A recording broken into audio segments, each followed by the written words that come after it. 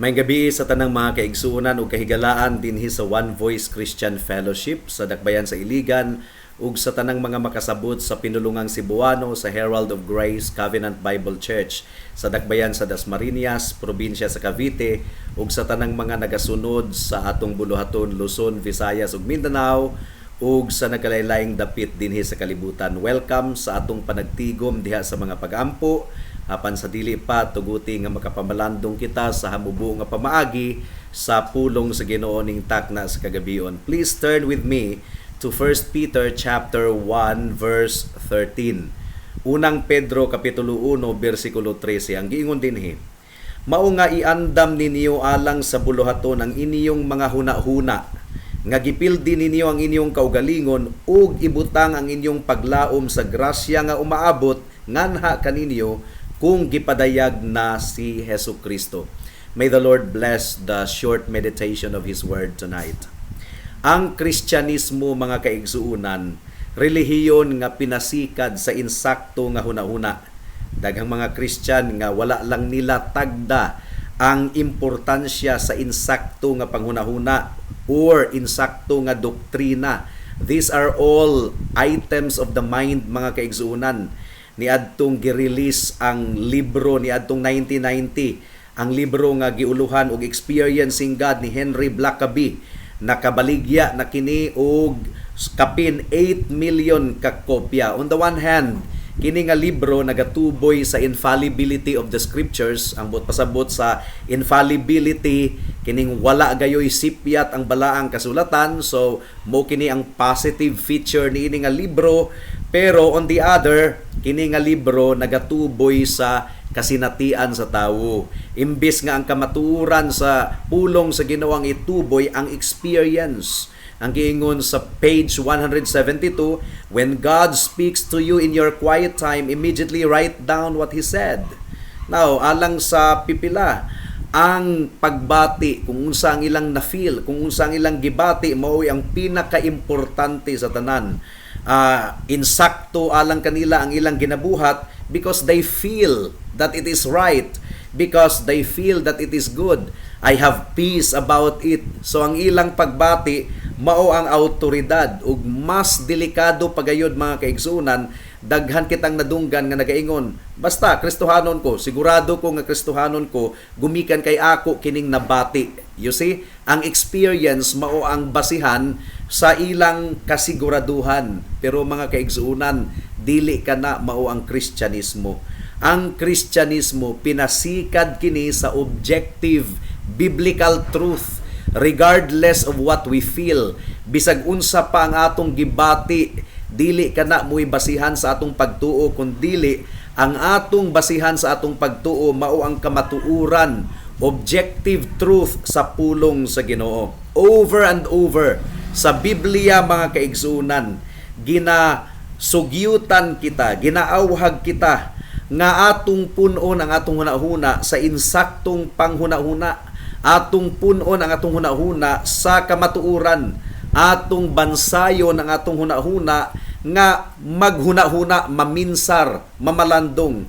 Ang atong teksto nagaingon, mao nga iandam ninyo alang sa buluhaton ang inyong hunahuna. So i-train nato ang atong hunahuna nga gipildi ninyo ang inyong kaugalingon ug ibutang ang inyong paglaom sa grasya nga umaabot nganha kaninyo kung gipadayag na si Hesukristo.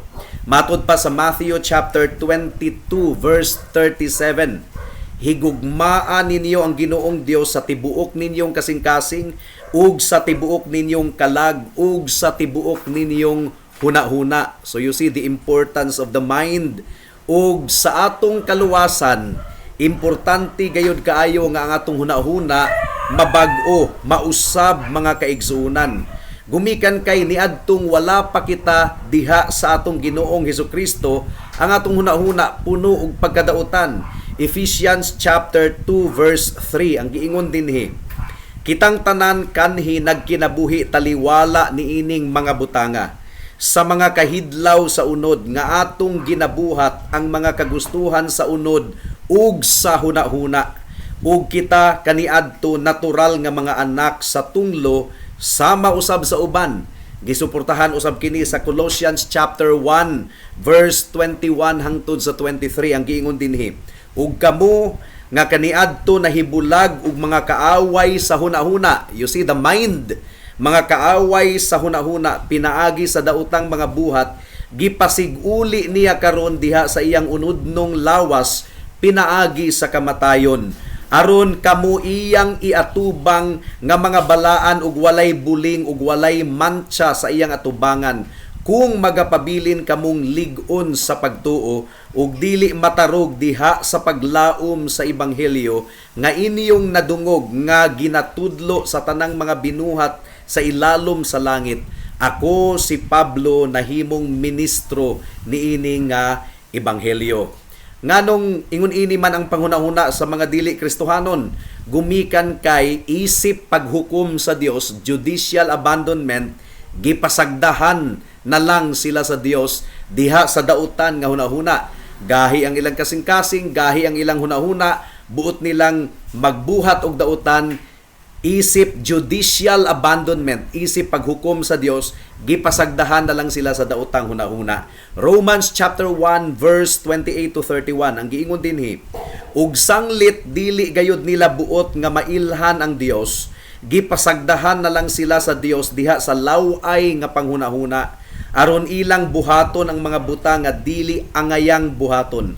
Napuno sila sa tanang matang sa pagkadautan, pagkaliko, pagkahakog, kalaway, ug puno sa kasina, pagdunggab, panag-away, pagpanlimbong, pagkatraidor, mahilig sa libak-libak, mga mandautay sa dungog sa uban, mga nagdumot sa Dios, mga walay ulaw, mga hambog, mga mapahitason, mga nagabuhat ug mga dautang mga butang, mga musupak sa mga ginikanan, mga buang-buang, mga dili matinud-anon sa ilang mga saad, dili mahigugmaon ug mga walay kaluoy. Apan niadtong giluwas sa Ginoo ang usa ka tawo, niadtong giluwas kita niya, iyang gibag-o ang atong kasing-kasing ug hunahuna. Ang giingon sa Romans chapter 12 verse 2, ayaw ninyog sunduga kining kalibutana, kundili pagbag-o kamo pinaagi sa pagpabag-o sa inyong hunahuna, aron mapamatud-an ninyo kung unsa ang maayo, makapahimuot og hingpit nga kabubuton sa Dios. Ang pulong sa Ginoo kung ma-apply kini sa insakto gayod nga paagi sa atong hunahuna, musangpot kini sa insakto usab nga pagkinabuhi. Right thinking results in right living. Mao nga importante gayud kaayo nga ang pulong sa Ginoo maoy mupuno sa atong hunahuna. Nga atong hunahuna mapuno sa kamatuoran sa pulong sa Ginoo. 1 Peter chapter 2 verse 1 and 2 ang giingon dinhi, mao nga isalikway ninyo ang tanang pagkadautan, pagpanlimbong, pagpakaaron ingnon, mga kasina ug tanang pagpandaot sa dungog sa uban.